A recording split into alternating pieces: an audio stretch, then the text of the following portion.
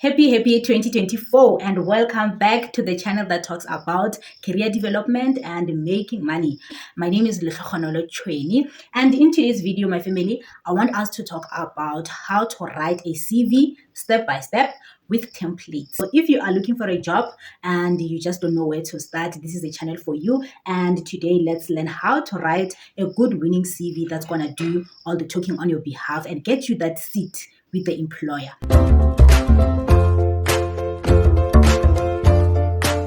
So I want us to focus on things, the format and structure of the CV, where to put what, and the tips that are going to help you, the things that you need to pay attention to in your CV, so that the manager or the recruiter can be able to be attracted. Your CV needs to be attractive and you get to be called in for an interview. So without wasting time, I'm going to go behind the screen and I'm going to walk with you, step by step on how to write a winning CV. Okay, all right, family. As I've said, I'm going to be walking through with you on the CV template that I've prepared already. Like I said, this is for the people that do not have any work experience or those just have few work experience. I think you can still use this template. So as you can see on this template, it is 2 pages. And let me just say before I get into the walkthrough with the template that the CV, it's just simple, it's professional. I've used professional colors, black and white and gray. I've used simple tables. There are no photos. Please don't decorate your CV. It's not an invitation card. So please refrain from putting a lot of colors, putting pictures. They are really not necessary. And as I've mentioned, please make sure that if you do not have work experience, your CV is at 1 to 2 pages, which I believe it won't be that hard because you do not have work experience. And this will enable the employers to have time to read it and finish it. And then in terms of the format, like I say, use simple colors, black and white. For me, font on this one, I have used 10. I have used 10 here. And then for the font type, I've used Sanctuary Gothic. You can also use Arial. I think those are more professional. So now I'm going to walk with you step by step on what to include in your CV and where to put it. So first and foremost, please start with the contact details. At the top of the page, at the header there, you just click here at the top twice and then you'll have that header option there opened, and you can write your street name, your address and everything, but don't put house numbers. I feel for now, for security and safety purposes, you don't have to put your full address. I think in the street name sometimes is not relevant. Maybe the village or the suburb or the township that you're coming from and the town, that could be, unless if in the advert they want you to specify that, but be careful with your address. That will be, the address will be followed by email. And when you have your email, guys, I know many people, especially the graduates or people that are just starting out with their careers, from varsity or college or from high school, you have already created emails that are so funny. So just make your email easy for a person to remember. Just have your name and your surname, or your surname and initials, and make it as simple as possible. And then after the email, you're going to have your cell number or your contact number. Have your regular number, the one that you know that they're going to be able to get you at any time, and also have an alternative number, because if one of the phone doesn't go through, they need to be able to catch you on another phone. So never make a mistake of not putting an alternative number. So now when you are done with your contact details at the top of the page, I usually love putting it on the right side, but you can always just position it on the right side, on the left, in the center. It doesn't really matter. So wherever you just want to put it, but I usually put it in the right hand side. And then now we're going to move to the second thing on your CV, which is you write your name here. You can see curriculum vitae of Nokomukoni. You're going to write your name there in bold and in caps and make it a bit bigger than the rest of the font on your CV. And then we are going to be followed, we are starting off with a personal statement. The personal statement is basically more like a sales pitch. You're pitching yourself, you're giving the employer an overview of your education and the skills that you have. Remember, you don't have experience, then it means that your skills are what are going to attract the employers. So the personal statement, you can write something like, I am a skillful and dynamic BSc geology graduate. Already you're putting, giving them the type of qualification that you have, which is the first thing. That's what they care about. And then you can include the name of the institution, or you cannot include. For me, I don't think it really matters, but you can include. And then I am currently looking to secure a graduate position that enables me to use and develop my analytic attention to detail and communication skills. Already there, you tell them what is it that you want and what skills you already possess that will be beneficial to them. I have gained experience through the practical work that we did at the university, which allowed me to build on my problem solving, concentration, and team working skills. Here, you still emphasize on more skills. And then you then now tell them your objective, why are you writing to them, or why the purpose of your CV. Currently seeking a geology position that will help me to establish a career in geology where my exceptional organization skills will be put to best use. I am committed to continuous training and development and would like to eventually progress to management level as a technical service manager, mine manager, or operations. Here, it's not like you're gloating or anything like that. You're just showing them that you're an ambitious person, that you're willing to work hard. But if you can see in both paragraphs, I've made so much emphasis on the skill set that you have that's supposed to, get you the job.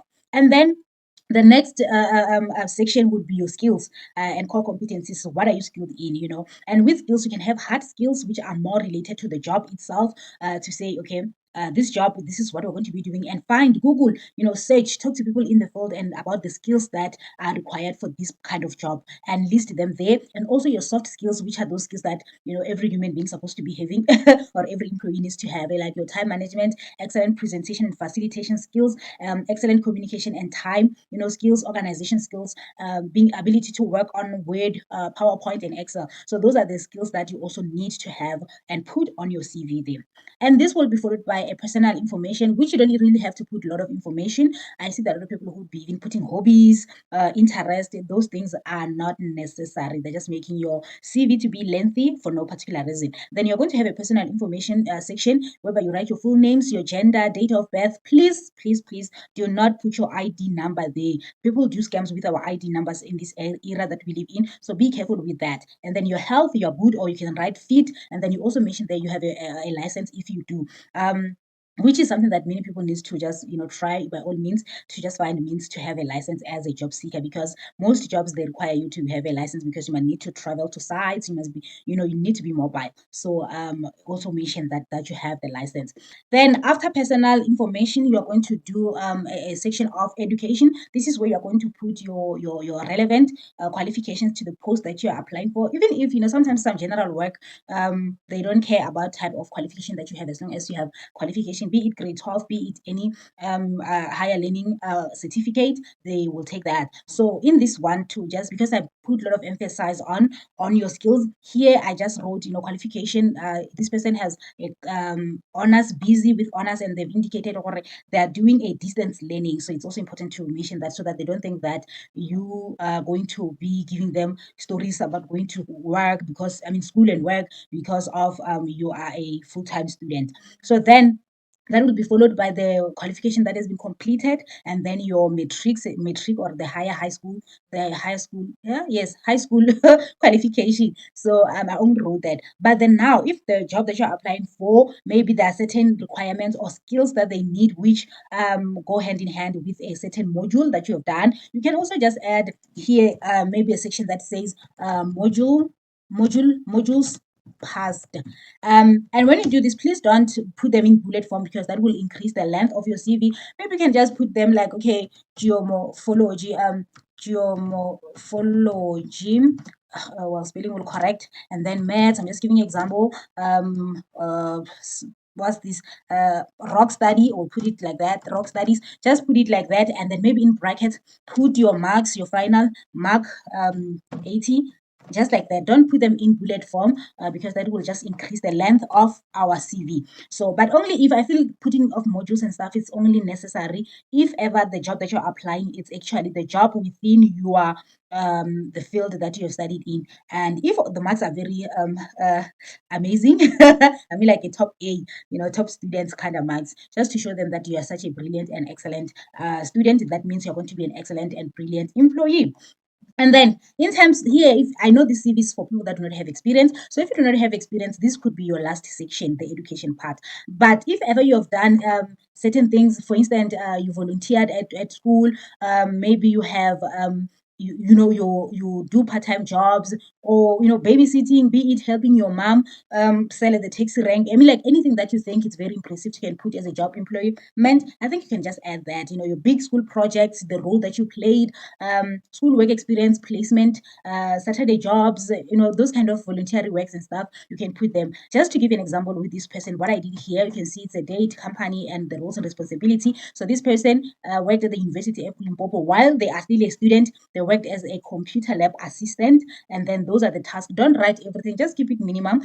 Assisting students to use computer, assisting student operate and load printing cards, like just these simple things, just to show that you know how to work with people, you have worked with people. So I think, yeah, that's just a way that you just need to be creative here in any way. And then also here, this person also says that they worked as a volunteer tutor, meaning that they were tutoring, and yes, they taught extra classes of physics and maths.